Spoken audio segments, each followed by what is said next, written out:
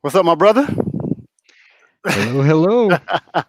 Can you hear me? Mic check 1 2 1 2. Oh, I gotcha. All right, Can all you hear right. me?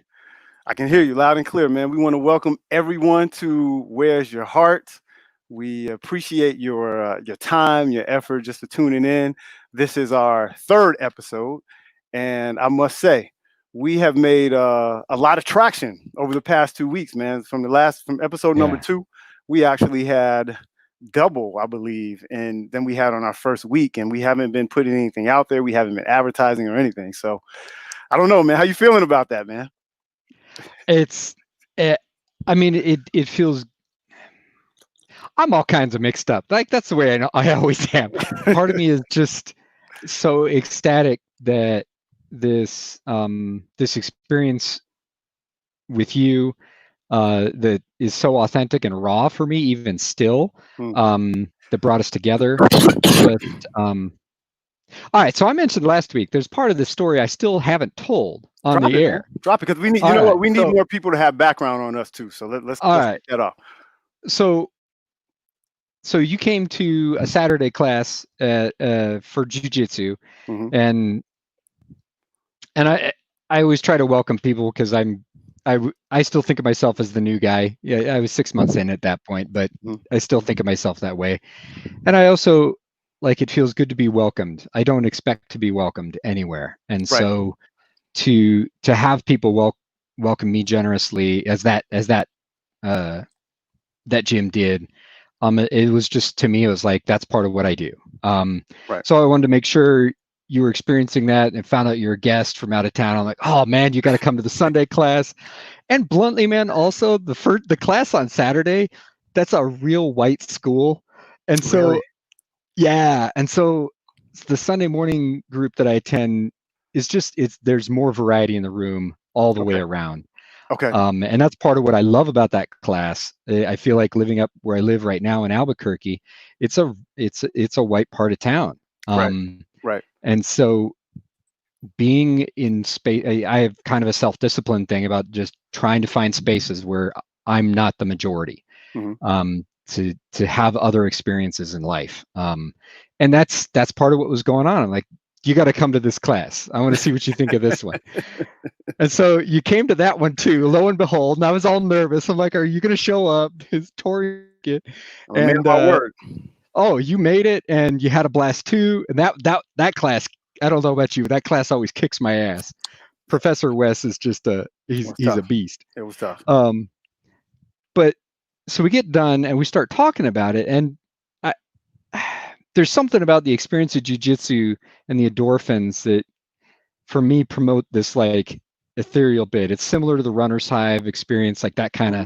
that kind of thing. So when we checked in afterwards, and I was like, "So what was it? You know, how was it?" I don't remember how the hell we I don't remember the contents of that conversation, Hmm. but at some point it came out that I was a coach, and you said I'm a coach too, and we started talking about coaching, and then we got into some part of that because I was already feeling the heart connection, and you're like, yeah, well, I do work around radical vulnerability. And for me it was like fucking dead stop. Just stop the goddamn world. Stop. Because Like, who is because this as guy? well as men we don't talk about that, True. Very true. right? Very and true. and so that was for me just a gut punch, Yeah. in the best way possible, just like stop. Like I know when I'm in holy space, and that's holy space to me. Right. um and so and then as we talked, and I mentioned, my book is killing the great white male, and you, you and your friend, and you're just like, Okay. oh, All right. I think That's she's very direct. That's very direct, bro. well, why mess around. Get right to it. But being able to actually say that, like, you didn't know that at the time, but there aren't more than probably 5 or 6 people that have actually that I've actually talked with face to face about that. I Mm. just don't talk about it because it is a very visceral experience that I know that I'm out to end my own privilege. That's a life's work for me. Um, so we got done with that conversation. I sat down, we exchanged numbers and stuff, and sat down in the car, and just started crying. Like it was one of those I Mm. couldn't get into the car fast enough. Because like I love jujitsu. There is an element of the co-learning. There's all this fantastic stuff. There's also this part of me that hesitates to trust male spaces. Mm. Um, and so to have had this just emotional experience, and it just came out. And Rick, oh my God, you know who we need to have on the show? Who's that? That's a friend of mine. Yeah, that's a story. We'll talk. Okay. Uh, Okay. you want to get me into a anti-gun conversation? Rick's one of my pro-gun friends. But anyway, uh, I just sat in the car and it just all came out. And that so and I wrote to you in that moment. I remember just being like, "There's a connection here." And I know I'm calling you brother way before like my brain says I should. I don't know anything about you, um, but I just don't give a shit. This kind of a connection is so precious to me. Mm. Um, I mean, 6 months later, retelling it, and I'm tearing up because that's what this. So for people who are wondering, like, why I'm here in this space of where's your heart, it's because that connection with Torian. Um, that means everything to me. Um, and I think that's the root of this show for us Mm. is how do we have a space that is like we're both very much men, right? Um, and how do we do things differently than the toxic masculine culture? And how do we engage topics that are hurtful, that are scary, uh, another way? So Yeah.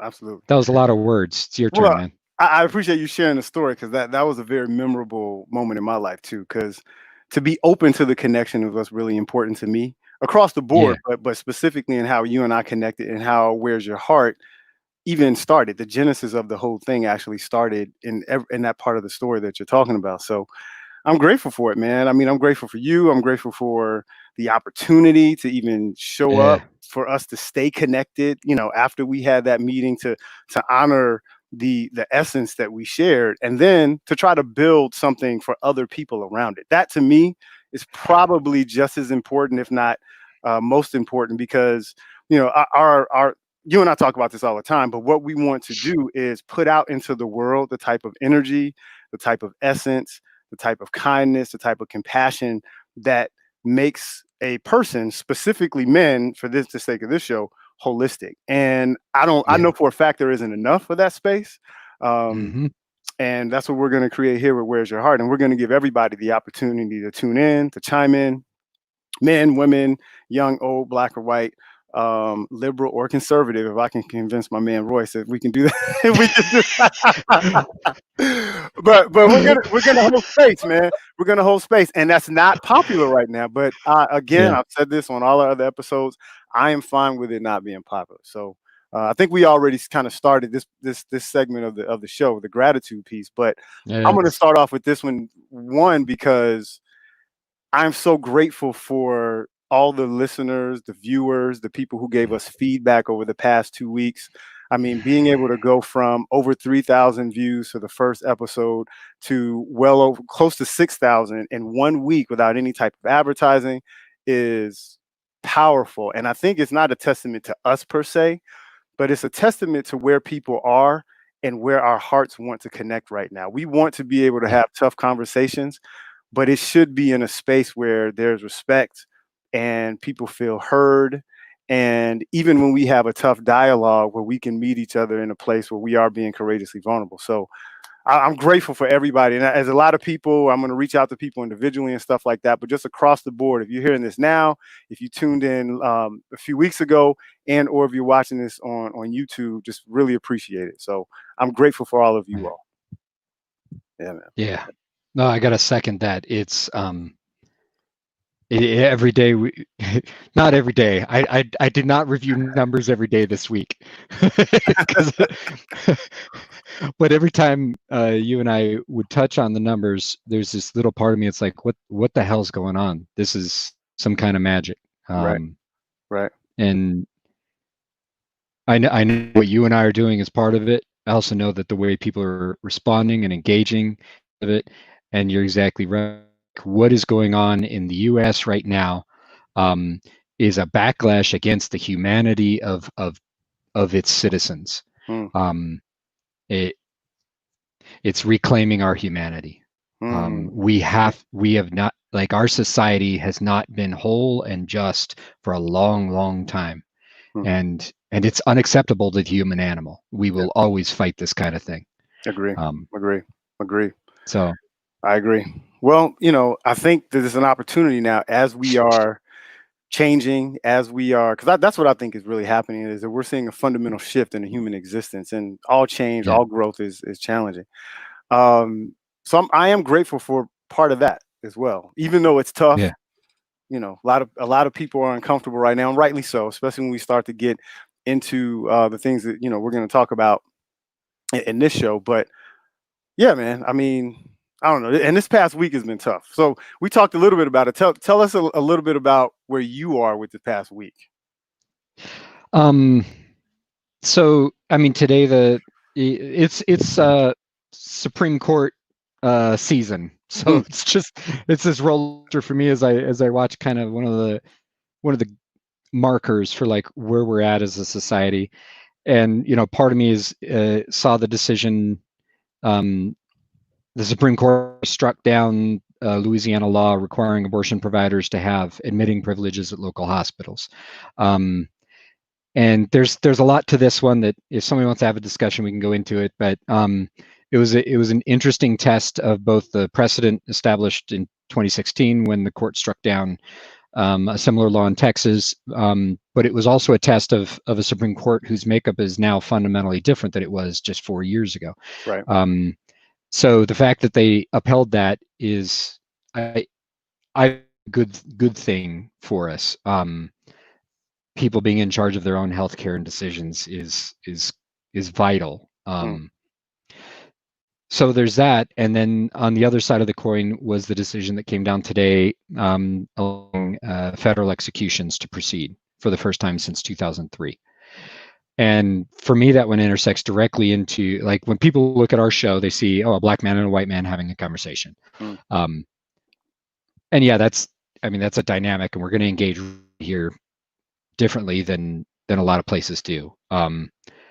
And when I see something like this, the go ahead for federal executions again, um, like, we know the problems of our system and how biased our entire legal system is against people of color. The statistics on that shit are just fundamentally clear. mm. Um, so we've got that, and and then as we were talking, are you going to talk about Chicago, Yeah, like yeah. what this weekend was like? Yeah, Well, I mean, for me, in the Chicagoland area, or in Chicago specifically, we had over 60 shootings. We had, I think it was 17 fatal shootings or murders, and I think two or three of those were children. And those stats may be off by one or two, but just the power that in 48 hours, 72 hours, however they measure, it doesn't really matter. Like for me, it's overwhelming, man. It's overwhelming in that with everything that's going on top of it, where you have, in this case, two to three children that were killed, um, and then you listen to these police officers in Wilmington. I think it was North Carolina, right? The I police did. officers that were recorded, and Yeah, and they're talking about this next race war, or the race war that's coming up, and how they can't wait to kill black people. And it's like you get it from all sides, man. And it's been a hard week for me. I mean, it's been a hard week for everyone, but it seems like the avalanche of toxicity is not stopping. And I'm not saying that it should, right? Because there's a lot that's happening. There's a lot of voices that are being heard from a Black Lives Matter standpoint. I mean, this movement is actually moving forward. And I think in a lot of ways, it's moving forward in the right way, where there's the right support behind it. But there's just so much to stand all of these conversations up on that's toxic, and it's keeping people so polarized that people aren't listening. That to me, it was like an internal or an emotional crisis for me. Yeah. over the past few days, man.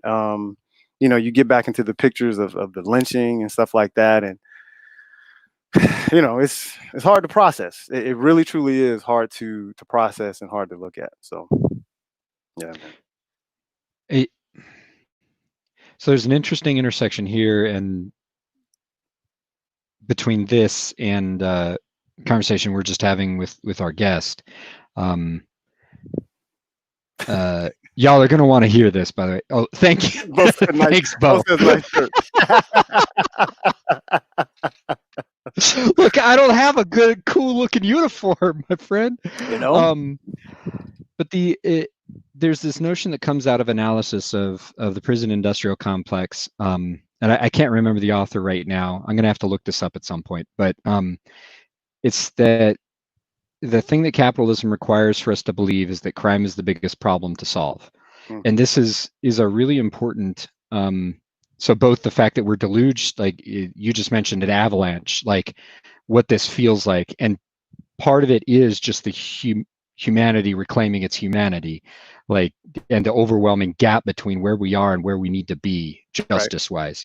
Right. And another part of it is this constant police the emphasis on policing instead of um, well, what if we actually fixed our public schools? What if we actually had Mm-hmm. mental health care that was good? Mm-hmm. um, I talk a lot about having had therapy, and every time I talk about it, I'm like, yeah, and you know what, that was my insurance. How many people have insurance, much less an insurance that would even cover therapy or can even find a therapist who would accept their, like, blah blah blah. Yeah. There's fucking miles of privilege throughout that entire conversation. Yeah. So anyway, there's so, yeah, and poverty, Aaron, nailing it.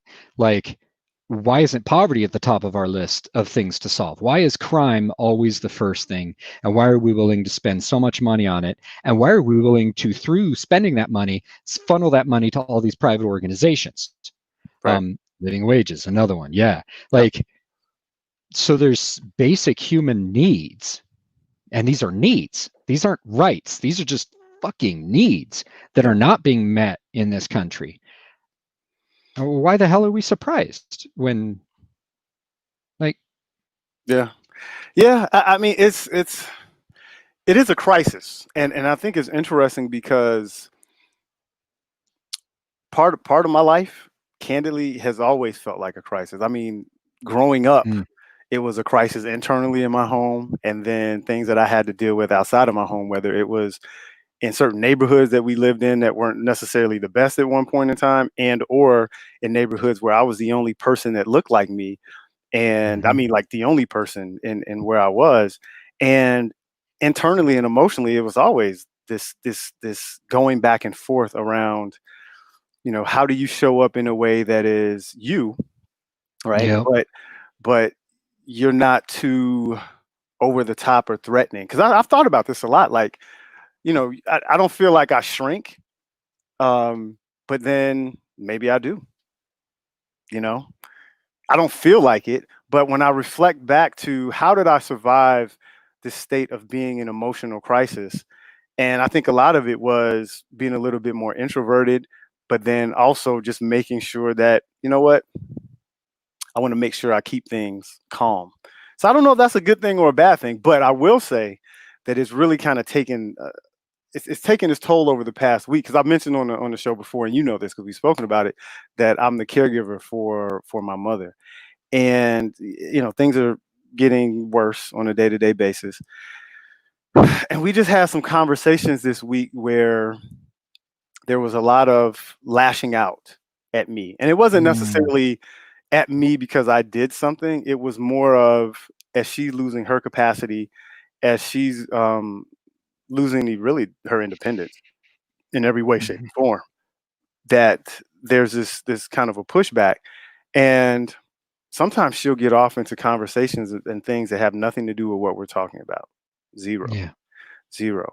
And it'll go back to things that she experienced as a child, her frame of reference for certain things, go back to um, certain states that when she was growing up, different relationships and stuff that she had. And I just remember looking at her the other night, and I was crying, and she was crying, and it was we were in a state of emotional crisis as mother and son, and it's hard for Yeah. me because there's nothing I can do to take away her pain or her history or how she's processed her life, and it's a very helpless feeling, but you couple that on top of a lot of that coming from what she had to deal with as a black woman in the United States, and raising, two children after my parents had gotten divorced and getting out of an abusive relationship. Um, and then, and I know I haven't shared this story on the show, but she actually let my sister and I come live in the western suburbs of Chicago, because specifically because some things had happened with me in which I was out in the street, I got jumped, put in the hospital. Um, Mm. there were attempts at my life as far as stabbing and stuff like that, and she didn't want me to be in that environment. So, um, yeah, man, it's hard. And so when I look at my mom and I think Mm. about this is the person that I came from, when I think about her internal state mentally and emotionally and being in this crisis, and then you put COVID-19 and in the visuals from what's happening on television and Fox and CNN and MSNBC and everything in between, it just becomes daunting to even exist. So I just wonder, especially as a woman, right, as a black woman in this environment, how do you deal with this state of crisis, or do you feel like you're in a state of crisis, or even do Yeah. black women know or acknowledge if they're in a state of crisis? And of course that's not a question that I can answer, but I'm just taking it back to the experience that I had with my mom this week. Yeah. Yeah, man. Yeah. Uh, I mean, one of our connections is around caregiving. Me as a homemaker and for the last 13 years being the primary caregiver to my kids, and there is this fundamental there's a fundamental challenge of being a caregiver, of the not being able to break down, um, of not knowing that everything flows through you, and if you go down, there's a million little balls that get dropped because nobody knows where all this shit goes. Yeah, that's me. Nobody else, right? And I've been seeing that with you over the last week, especially. What's holding you this week? Like, what held you through this? Boy, that's a great question. You haven't asked me this one. We didn't practice this, guys. This is what's holding me this week.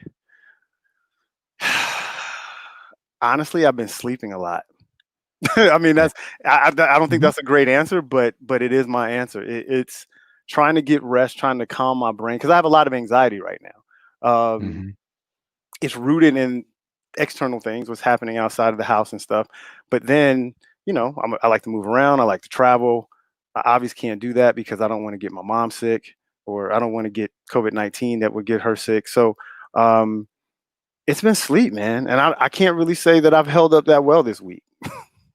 Yeah. Like the people that I encounter, I've been in stores and people are like, "You look tired," and they don't even know me.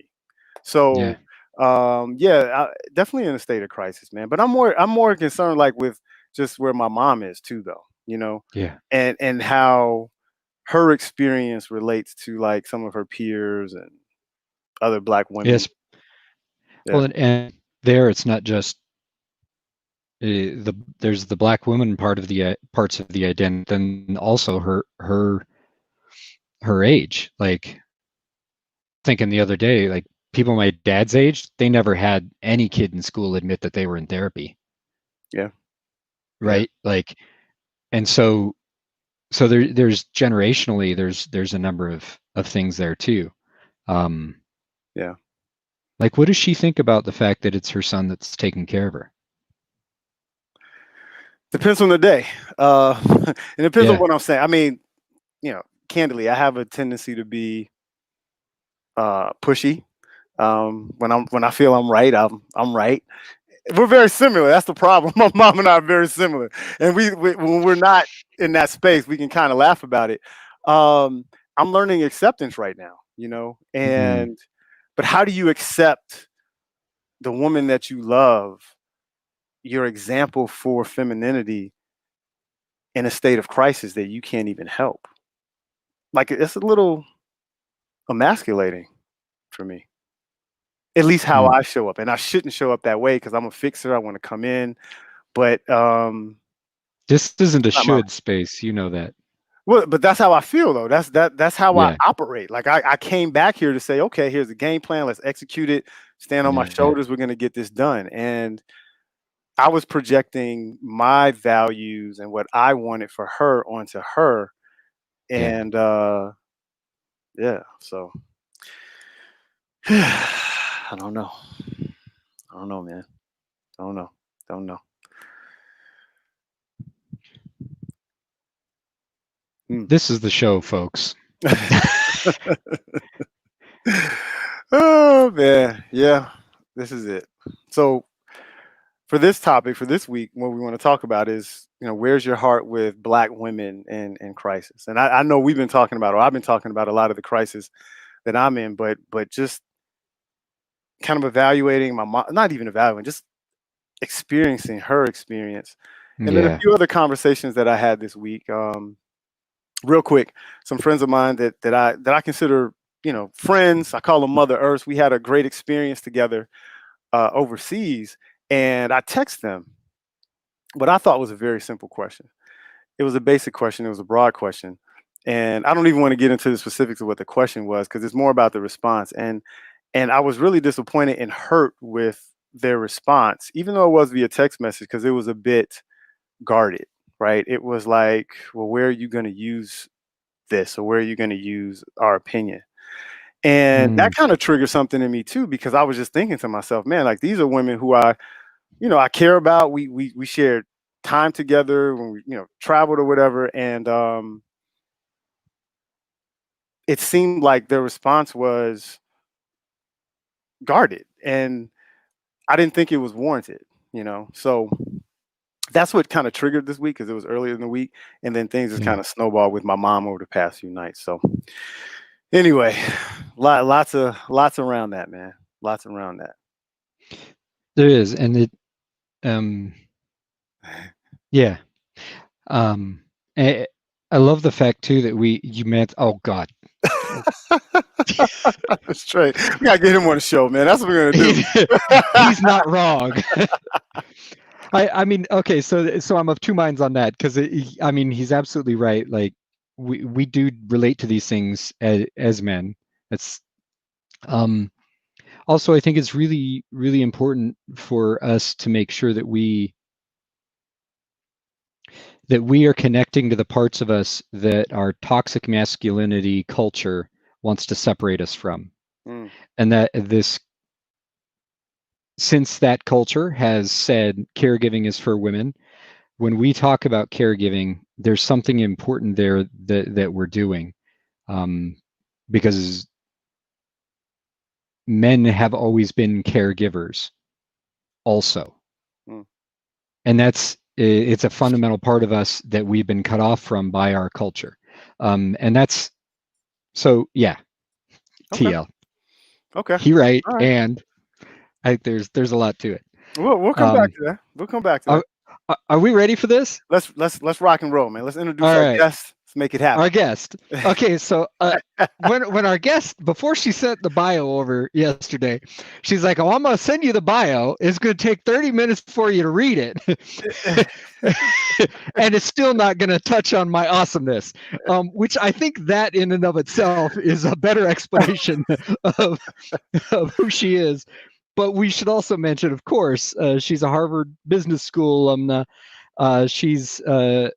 She didn't I read MBA? Yeah, MBA.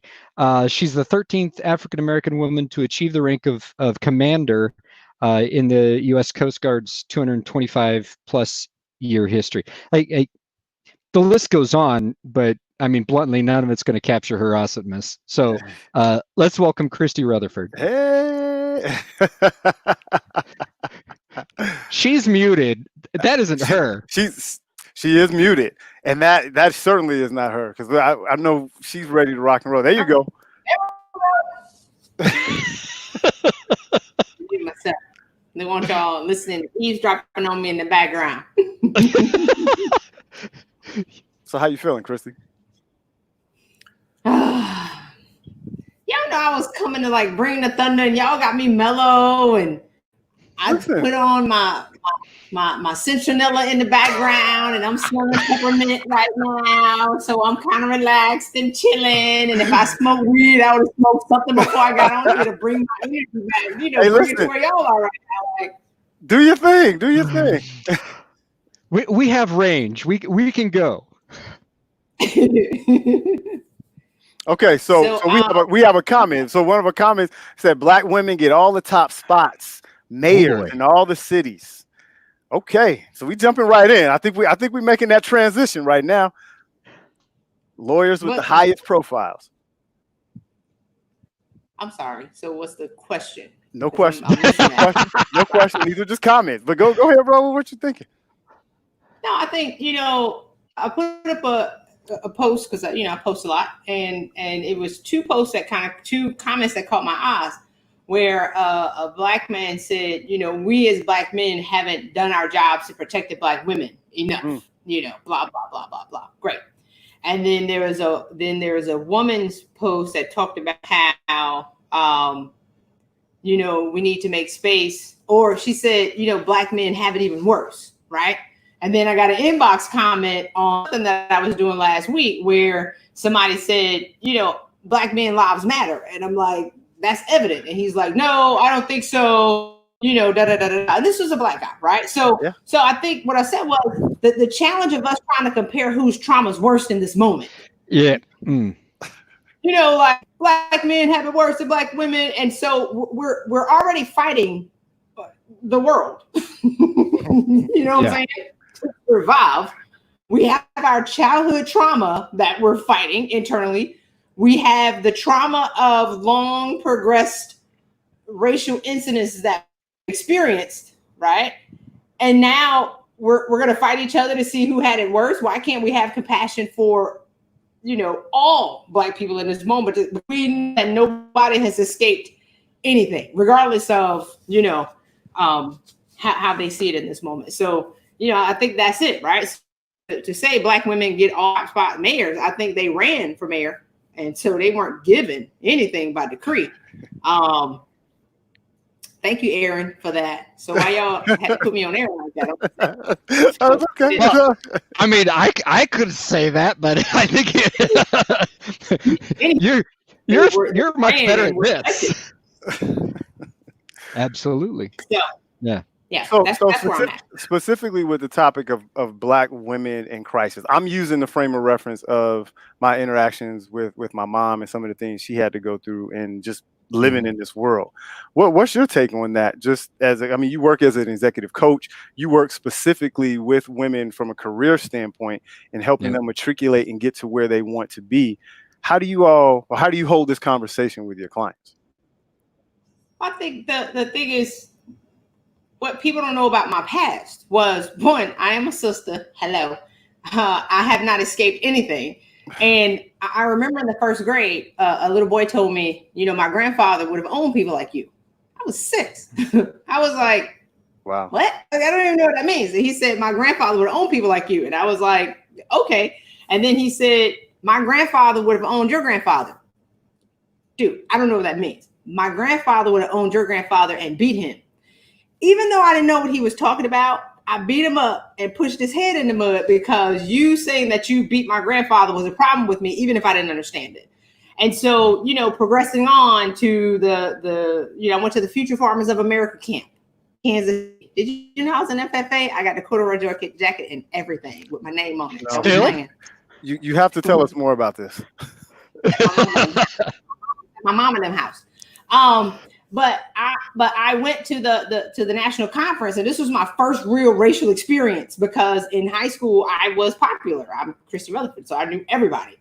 And so farm boys, right, bumped into me violently. I mean, like almost knocking me down all at this conference. Is like 5,000 people there, and then there are 20 black people. And so you got farm boys from Idaho and Oregon.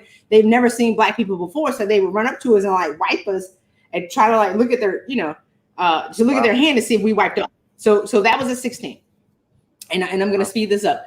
At 19, I sat out a semester in college and I got a job at McDonald's because I wanted a crap job. I didn't want a good job. I got to go back. Susan Smith drowned her kids and blamed it on the black man. That's the town I was from. People would scream in my face and accuse me of knowing where the kids were and try to take the bag out of my hand. You know, so I've had these experiences, and then joining the military, belong, you're a black woman, you know, and then having my boss scream in my face, like right here, my boss. And early on, I was thinking about this. Earlier in my career, you can't talk to me like that because I will cuss you out, talk about your mama, call you 45 different BITCHs in 2 minutes. I don't play that. But as I grew more senior, because I had nothing to lose when I was early in my career. Now I'm more senior. You can scream at me like that, and I got to take it because I got a mortgage. I got a payment. I got a bougie lifestyle I'm not trying to give up. And this job pays me very well. And so when I think about, I burned 2012 and I burned out because I was always working to prove people wrong. I was always working to prove that I belong. I was always working to prove that I had value. And I thought that if I did that in my 20s, I'm working 80 hours a week and I'm exhausting myself. And I got more degrees than Royce, you didn't read all of my degrees. We would still be here right now. You would be reading them if we talked about, you know what I'm saying? So, but the reason why my resume and my bio is so long, because I had lost the ability to value myself. And I thought that if I got all these things and I checked all these boxes, that they would say, you know, that they would see that I had value. People never saw. And what I learned was it wasn't, after I hit the brick wall and burned out and almost died, worked myself to death twice trying to prove people wrong, what I learned was I surrendered my ability to value myself and gave it to people who were never going to give it back to me. So I got in trouble. I'm a car driving 120 miles an hour, never slowing down for maintenance, never slowing down for an oil change, never slowing down. So you wouldn't run your car for 120 miles an hour for 15 years and never stop and give it a break. So why is our body any different? And after hitting that wall, almost dying, like seriously, breaking up mentally and physically, 17 medical conditions when I left my career, I resigned with 3.5 years left to retire with a full pension. I would have retired in 2016. Wow. With a good check, with a good, delicious check. So I left my good 6-figure career, great, successful career, and resigned because I would have died had I stayed. So as I look at where we are right now, taking 3.5 years to get it back together, to now being able to observe where we are, I know where women are because I was there. I know when the fire alarm is going off, I was there. I did it. I know what women look like when they're on fire because I did it. And so one of the things that I want to, and I think Torian talked about this when he said acknowledge that we're in crisis. We're not willing to admit that we're on fire. When you say we, are you specifically talking about like black women or women in general, or just people, or black women, not all black women, right? Yeah, so who do I talk to? The high achievers, the women who are out there going for it, the women who are some are in leadership positions, or they've been kind of mashed in the middle where they can't get anywhere. So the women who work so hard to prove to people that they have value and they've lost the ability to value themselves are the women that I'm talking to. Gotcha. That's who I'm talking about. I was not willing to acknowledge that I was on fire. And by the time I did, I was already in 3rd-degree burns. By the time I felt the fire, because we have a high pain tolerance, because we put up with a bunch of BS all the time, right? Yep. Going to the grocery store and you assuming I'm making 6 figures and you assume I got an EBT card. Like, are you out your mind? So I would cuss the person out. I go to the hospital. How do you plan to pay for this? I would slap my card because I had a military ID 100%. And I say, BITCH. I was a little aggressive. I'm not like that anymore. When the federal taxes are taken out of your check, you pay it, right? So the assumption, that's funny, Torian. So the assumption that I think when people don't us and they tell us that we won't be anybody, like they say it in your face. In school, you won't amount to much. So now I'm in my career, you won't amount to much. So now that I even have the money, you still don't even recognize me because you still think that I'm on welfare and I have to keep proving and proving and proving. And now to almost die, get it back together, took me 3.5 years back together. Now I don't have to prove anything to you. I don't care how you think about me. I don't care whether or not you think I have money, because I've learned how to value myself. And so when to work with women now, to see women who are leaving their jobs in medical leave, like by the time a woman verbalizes she's in trouble, she's already 95% buried. Like you're almost already dead by the time a sister feels she feels the pain. She's already in 3rd-degree burns. By the time she verbalizes it and takes action, she's already almost dead. Fibromyalgia, lupus, I had arthritis, headaches, heart arrhythmia. Like we are dying because we have the world on our shoulders and we're not willing to take care of ourselves. Wow. Yeah, and it's funny that you say that, because as I'm interacting with my mom a little bit, like we're talking about that, and I mean, I don't want to put all her business out there, but yeah, a lot of it is around time for herself, time to wishing that, I'm trying to find the right words because I don't want to put all her business out on the internet, but just making the time to explore who she was, who she wanted to be, and how she wanted to show up for herself.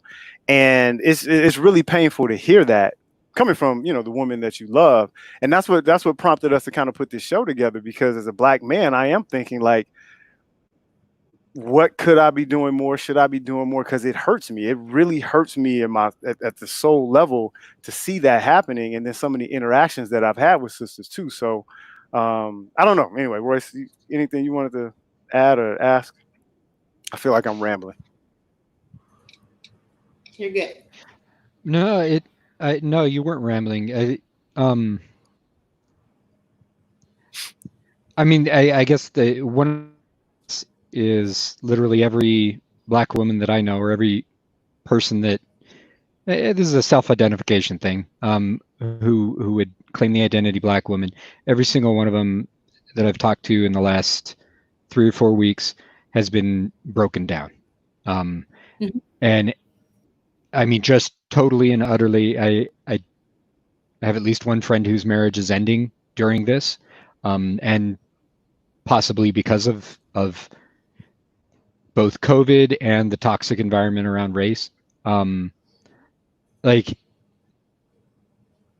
yeah, that when we talk about this is in crisis, number one, yeah, this is happening. With what you said, Christy, about like just the glimpse as a homemaker where I feel like everything goes through me. Like no one will know when it's fucking time to buy toilet paper if I don't remember when it's time to buy toilet paper, which sounds like a really dumb little thing, but it's one of the 80 million things. I'm keeping track right now of the fact that the laundry hasn't gotten switched as we're sitting here doing this in a startup venture, and that's where my brain is. Like, and that world, when you add on the pressures of toxic masculinity and what that does to women in this country, when you add on to that the race bullshit in this country, white supremacy, let's just name that.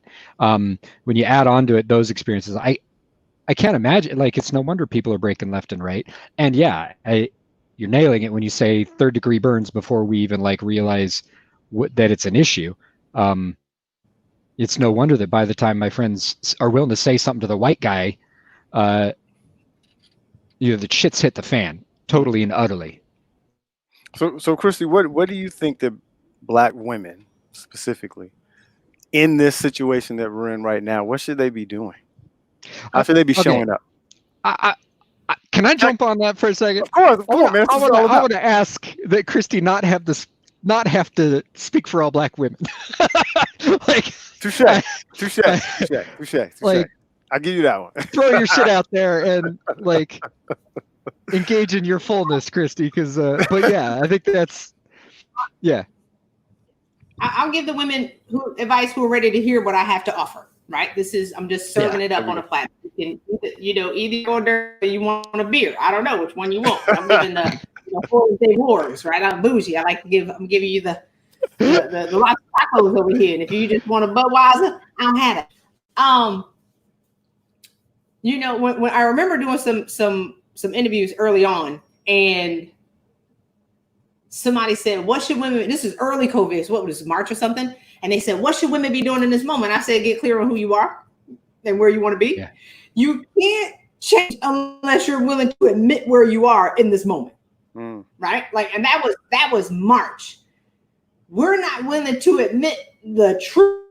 Women been on fire long before COVID even came around, long before the racial injustice. We were on fire long before we came into 2020. We've been on fire for a long time. So I was on fire in my career for like my whole lifetime of fighting the naysayers and the teachers and the this and the that and the disrespect. And, and then I got to go to work. And then I'm in Walmart. Somebody says, can you give me something? I'm like, I don't work here. You got your mind, I'll slap you right now. So the nonstop.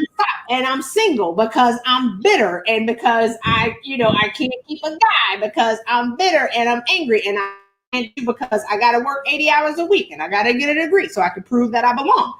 And so when my boss came, my last toxic leader, who was the straw that broke camel's back, I was on fire long before he even showed up. So yeah, I can point to him and say, yes, you're the point of my pain and you made me leave my career. But 3.5 years laid out, mentally cracked up for a good year. It wasn't him, it was me. I was always waiting for my job to write a policy to save me. I'm always waiting for the government to do something to save me. I'm always waiting for a night to come in with shining armor to save me. I'm broken, right? That was my responsibility, but I was not willing to admit that I was in pain and that I had compartmentalized most of my trauma and my pain because we're good at putting stuff in the closet. I'm too busy. I am chasing my next goal. I'm chasing my next degree. I don't have time to deal with the small stuff. The small hurts. I'm going to put it in a closet and I'm going to put it on a shelf. Okay. And so what happened was. Go ahead. Finish, please. Finish. What had happened was one day I opened that closet and all the skeletons fell on top of me. Michael Jackson in the Thriller video. And because I'm now in my brother's house, broke with no money, no car, no nothing, no nothing. Do you hear me? I made more money when I was 14. Congrats.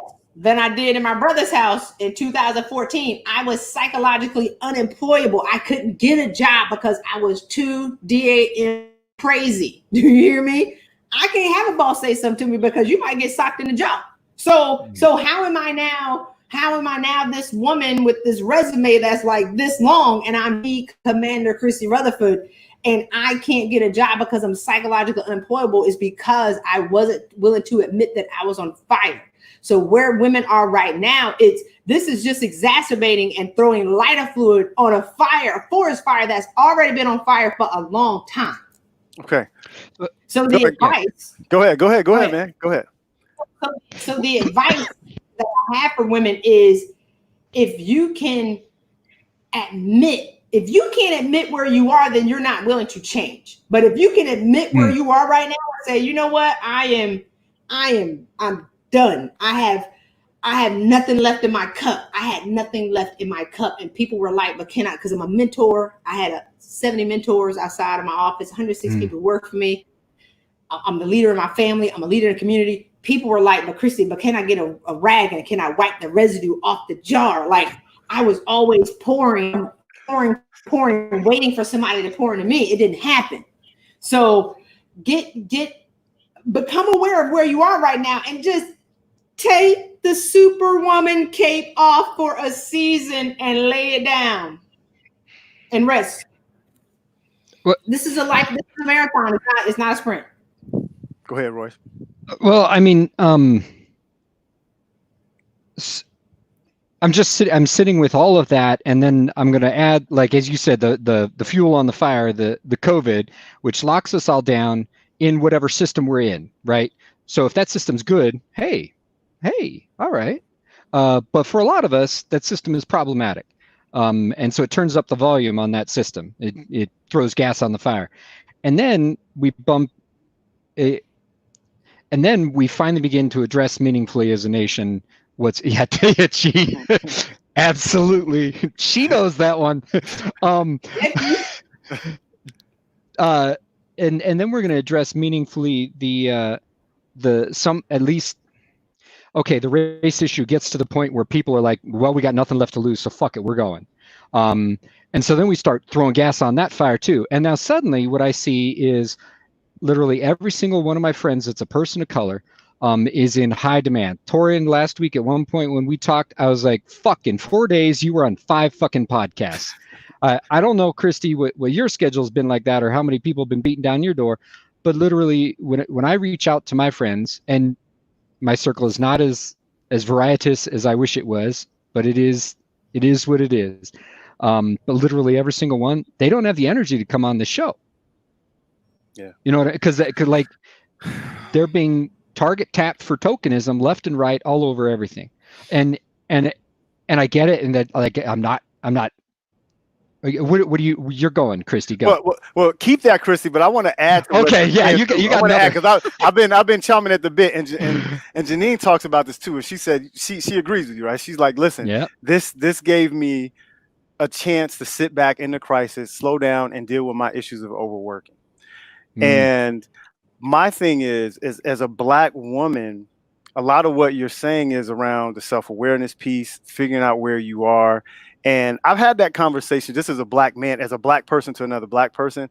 And that's not being digested very well right now by a lot of people, because it almost sounds as if, not that you're saying this, but they're relating it to the side of people who say, well, self-reliance is the way to go. And if you're not in a certain place, then it's your fault. I'm not saying that's what you meant, because I know it's not, but some people may be processing it in that way, particularly if they are a Black woman on fire, right? Because that's the topic of this conversation. So how do you address how people might be feeling that way? How would you talk to them about that? So you have some women who now exit the toxic workplace, right? Mm-hmm. Yeah. And now they've had time enough. So these are all my new clients, which is because now they have time to process, holy cow, I was on fire. And then you have some who are still blaming people. And then you have the ones in the middle saying, is it me or is it them? Is it me or is it them? Right? So some women know it, like Janine just talked about. Some women are trying to figure it out. And some women are battle cat. I'm going to fight you, and it's never my fault anyway. And that's okay. So where we are right now is, if it's you, now what are you going to do? And I did a keynote a couple of weeks ago with 250 Black women in HR. It was amazing. And this is what I realized before I got on that keynote. I said, what am I going to talk about? Because this is going to be good. So the title was How to Lead in a Crisis While in a Crisis. Because these women are leaders at work. Yeah. So we're leading in a crisis at work because the ish has hit the fan. My expertise was crisis management, right? Now, but we're also at crisis at home. I gotta cook 1,000 meals for these kids, right? I can't even go to the store and run a simple errand. You know, oh yeah, and now my boss expects for me to work all the time, and now I feel guilty because I pay attention to the kid while I'm at work, and so I'm not enough at work, I'm not enough at home, I don't have the promotability. So women are, how do you lead in a crisis while you're in a personal crisis? And that's just, you know, the health crisis, and then we have the lack of healthcare and health access. And then, am I going to get it and bring it home to my mom? That's stuff that we've never worried about before. And am I going to bring it to my kids, or are my teenagers going to go out and have somebody breathe on them, and they're going to bring it in the house to me? I got it, my kids. So, and now the economic crisis, am I going to keep my job? You know, and then the race thing. Oh my God. Right. Like, and then I think, you know, even with the race thing, which is the way that the racist people, the KKK has come out, and people are standing on the corners with slave whips and people being lynched. Yeah. People, Black men being, you know, hung by trees, and they're calling it suicide. So, and I say this, when I started this is what I realized. I was exhausted for probably, you know, off and on, because, you know, I'll get down, but y'all know I like to stay high. So I'll come down. And then I got to get back up, and then I'll come down. And I got to get back up. I've been in the Bahamas since March 9th. Let's be clear. Christy Rutherford is not in this. Christy Rutherford has been on the beach. since March. I'm not mad at you.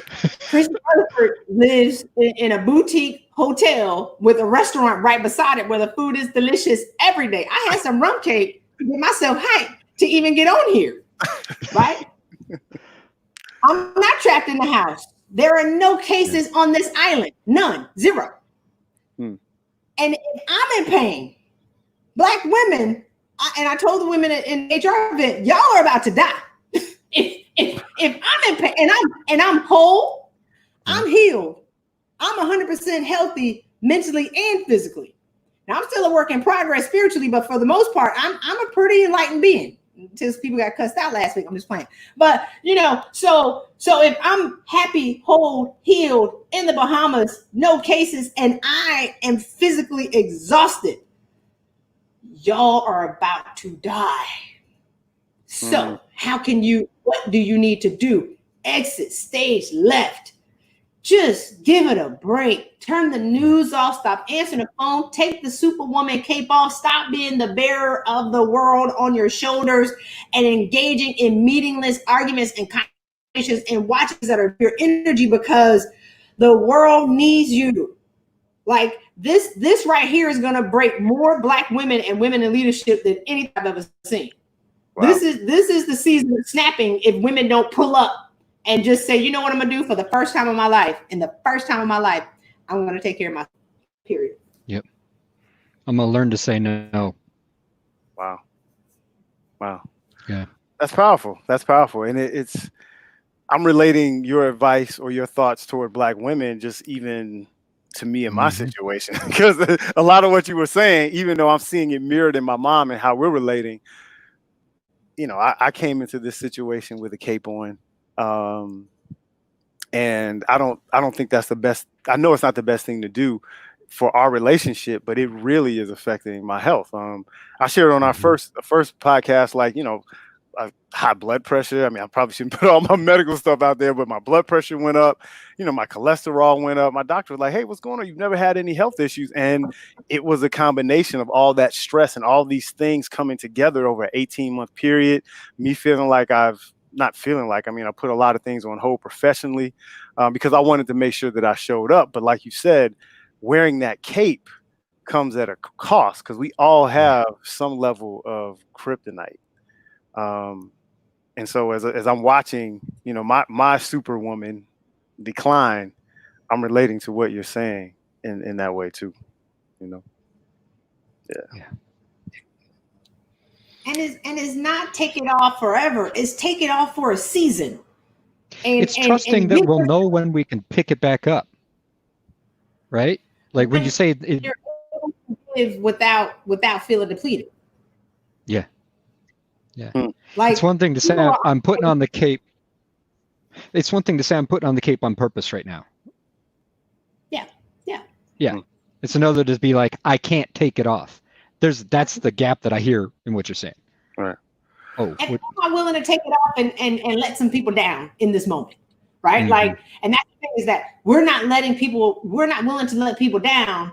And Sarah, Sarah said, I'm a white woman, I'm a white lady and I'm exhausted. Women in leadership are exhausted around the world. Right. Yeah. Like, so women and Saudi Arabian women and, Hispanic women are not, immune to this as well, because they are on fire too. I would high achievers around the world. The women from Sweden and South Africa and Taiwan are on fire. Paris, they're on fire as well. Right. Yeah. But in this particular moment, the trauma and the old stories, because I think there was something that happened that when white people finally heard us, like you went splat, like, oh my God, it's like almost like you collapsed at the finish line. I was shocked that trauma that two people, like they thought that we were making it up. Like y'all thought that I've been lying and I've been making this stuff up and you're overreacting and you didn't really mean it like that, and why do you have to act like that? And and when they finally heard and to see the racists are going to do what the racists are going to do, but when people said I went splat for 2 days because it was like like, oh my God, they finally heard us. And I was shocked that created trauma too, because now I'm thinking about how they didn't hear me for 40 freaking years. You know what I'm saying? So now I'm reliving the 6-year-old thing and the 16-year-old thing and the 19 and the 25 and the 35. So I'm reliving all of that in a very condensed period of time on the beach in the Bahamas, laid out, drinking. Mango Calic is what they call it. I know I'm saying it wrong. And I'm not there, but I know that women in this season, we just gotta dial it down and just give yourself permission to fill your cup, because we're serving from empty cups and bitter as HELL, right? Like waiting for somebody to come pour in your cup. Women who are in in leadership are the biggest servers, and so nobody's going to serve at your level. And then the last thing is when everybody's superhero, nobody wants to know that you're human. So we're suffering in silence. Mm-hmm. So we're suffering, and nobody's listening because we have everything that we want. Jazz Waters, This Is Us writer, right? Committed suicide 2 weeks ago. Yeah. And when I'm reading her stuff on Twitter, I'm like, this lady been screaming the whole time, but I'm not on Twitter, so I wasn't reading, and I don't know her. But after that, and I started to look at her Twitter feed, I'm like, she's saying the whole time. But she's the writer of This Is Us. Girl, you all right? I'm praying for you. You gonna be good. Call me if you need me. But can you read two Gary Zukov said it in The Seat of the Soul. Can medication soothe the pain of a suffering soul? Can medication heal the pain of a suffering soul? Right? So if my soul is the one that's suffering, I can drink, which I did in my brother's house, drinking, eating Little Caesars pizza. I can get 4 meals for $5. I'm telling y'all. Drinking rock and muscadine juice, eating nutty bars and snack mix. I was sad, y'all. I was sad. So my soul was the one that was hurting. And Beyonce said, trying to fix something, but you can't fix what you can't see. It's the soul that needs the surgery. Right? That's in her song, It Hurts. So we're calling things anxiety, and we're calling it depression, and we're calling it something external to self, but it all starts here. And are we willing to say, you know what? I am in such pain. My service has created a situation. I created this. How do I not escape? I created. I wanted to be needed. And now I got 100 people who have me on speed dial. How can I get them to leave me alone so I can run away?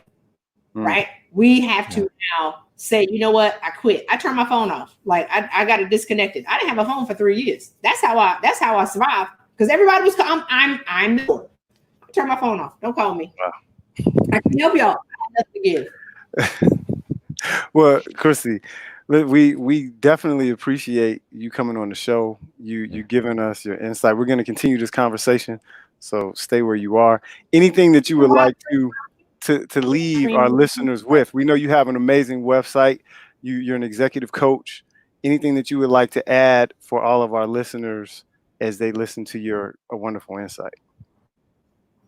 You can follow me, connect me on LinkedIn. Facebook is maxed out, and it's but LinkedIn is where I do most of my work. And then you can get my free, if you want to join my list, I have a webinar, how to pivot and recession-proof your income without getting another degree. Stop getting degrees. You're already valuable. You have everything that you need. So my clients promoted 30, 40% in 2-3 months.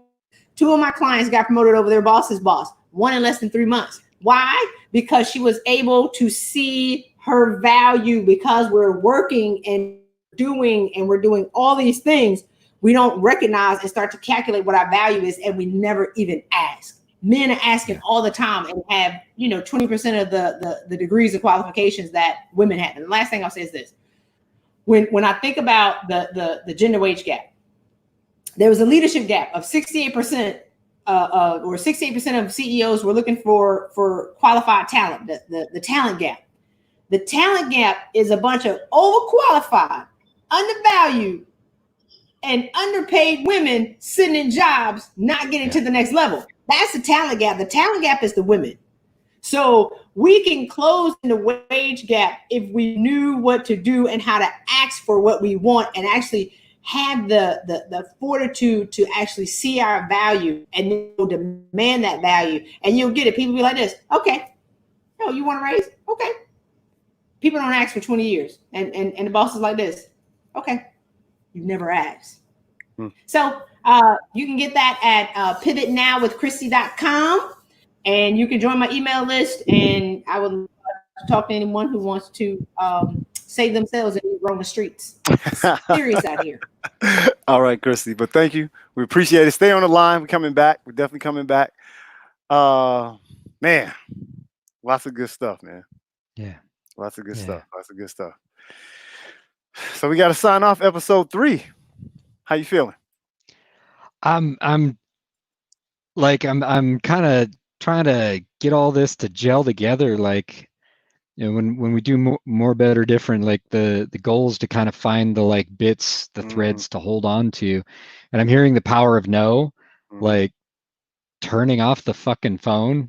I have 2 days off a week that I take, one that I still do work for my family and stuff like that on. I just say no to business gigs, and then one that I say no to everything.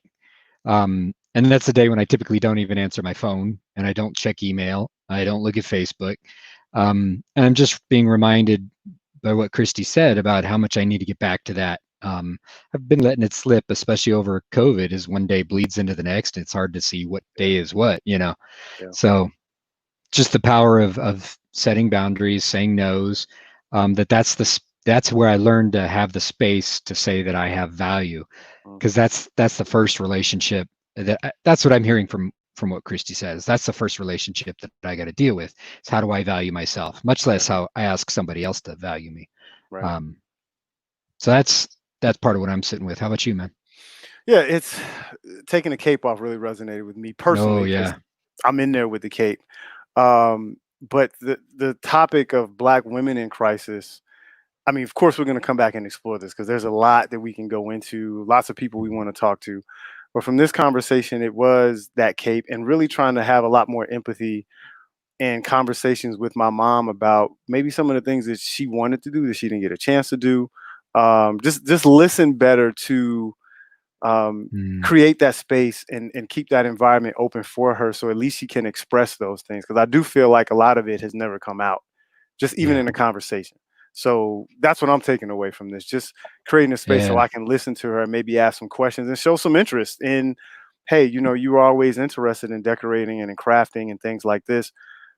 Different circumstances came up. Let's explore it a little bit more, just to even give her a chance to kind of, I hate to say fantasize, but dream a little bit at this stage in life. So that's my takeaway for right now. But, you know, we got more of the conversation to keep going. So all of our listeners, all of our viewers, thank you so much for tuning in.